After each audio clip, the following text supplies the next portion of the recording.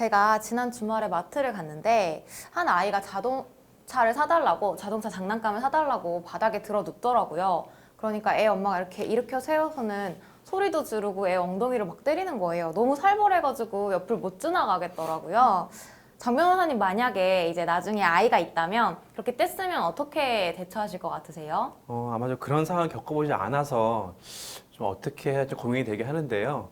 아마도 저는 이성적이기 때문에 장정원 주니어야 여기는 네, 여기는 공공장소이니까 그러면 안 된다라고 이성적으로 좀 설득을 해볼 것 같긴 합니다. 아, 애기한테 이제 장정은 주니어야? 일단 뭐 제가 이름을 지으지 않아서 장정원 주니어라고 하고요. 근데 뭐 첨언하자면 이제 변호사님께서 제 아이의 미래의 아이의 태명까지 지어주셨는데요. 저희 페리스라고. 페리스라고. 아니, 발음을 네. 정확히 해야죠. 페리스.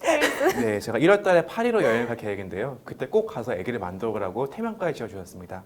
그래서 제 아이의 주니어의 이름은 일단 태명은 페리스로. 페리스야, 여기는 이제 공공장소니까 이러지 마라. 네, 페리스야. 여기는 공공장소니까 그러면 안 된다라고 이렇게 얘기를 할 것 같아요. 네. 모든 분들이 이제 장정훈 변호사님처럼 이성적이고 객관적인 판단을 하면 너무 좋겠지만 다들 그러시진 않죠. 아무래도 이제 공공장소에서 아이가 떠들고 이렇다면 이제 다른 사람들한테 혹시나 피해가 갈까봐 아이들에게 체벌을 가하시는 분들이 좀 더러 계실 텐데요. 이제 이때 체벌의 수위를 조금 잘 조절하셔야 될 것 같아요. 예전 같은 경우에는 아이들을 때리고 이러면은 그냥 가정의 일이라고 맡기셨기 때문에 다들 뭐 무관심했었었는데 요즘에는 이제 아이들 좀 때리고 이랬을 때 아동학대 신고를 하시는 분들이 많이 계신다고 하더라고요. 네, 아동학대 신고가 가장 많이 접수되는 것이 바로 가정이라고 하는데요. 그래서 오늘은 하스타그램에서 부모라는 탈을 쓴 가해자라는 주제로 가정 내에서 발생하고 있는 아동학대에 대해서 이야기를 해볼까 합니다.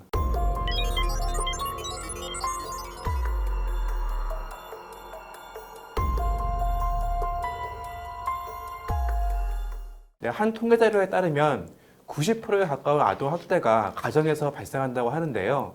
아동학대 사건 중에서 최근 국민들의 공분을 산 뉴스가 있었습니다.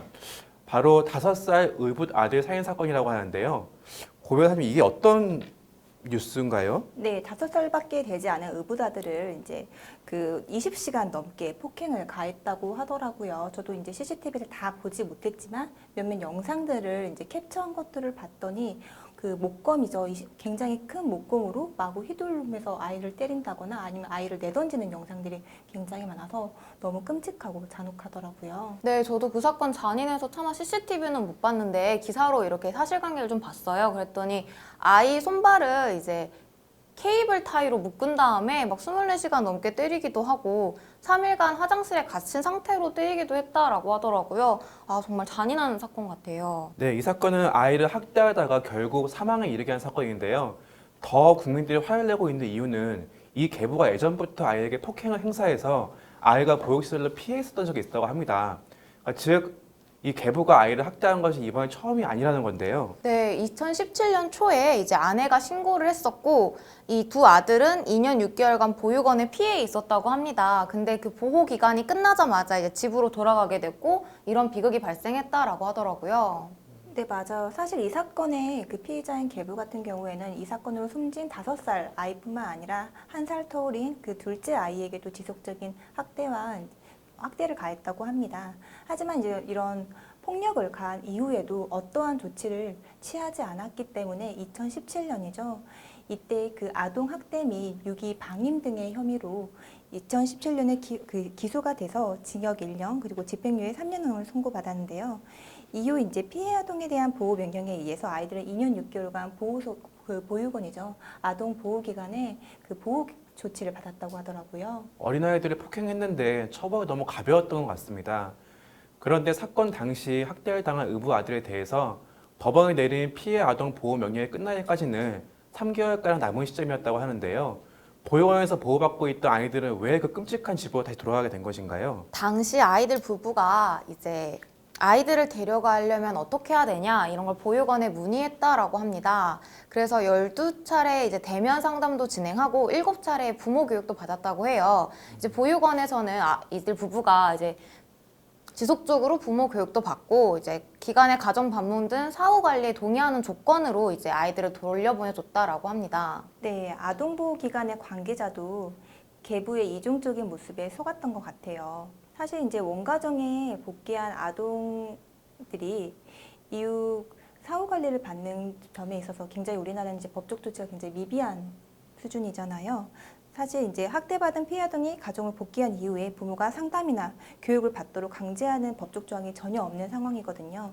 이에 대해서 그 법적 조항이 의무적으로 할 수 있는 그 조항들이 신설되는 게 필요할 것 같아요. 네, 맞습니다. 아동학대는 보통 재발 위험이 있음에도 불구하고 보통 지자체와 보육원은 별다른 대책 없이 아이들을 다시 집으로 돌려보내고 있다고 합니다. 네, 실제 학대 피해 아동 쉼터에서 보호를 받고 퇴소한 아동이 원 가정으로 복귀하는 경우가 과반수 이상이라고 합니다. 이제 학대 피해 아동 보호의 경우에는 원가정 보호를 최우선으로 하는 뿐만 아니라 이제 부모가 양육 의지를 보내면 피해 아동 보호 명령이 취소도 가능하기 때문이라고 합니다.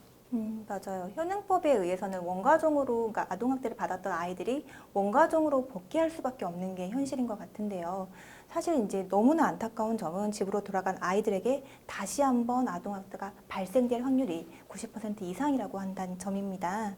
피해 아동에게 무조건적인 원가정 복귀가 답이 아닌데도 불구하고 현재 법으로서는 다시 복귀할 수밖에 없다는 현실이 굉장히 안타까운데요. 이와 같은 사후 관리에 대한 조치가 조금 더 제도적으로 완비가 되어서 아이들에게 다시 한번 상처를 발생하지 않도록 했으면 좋겠어요.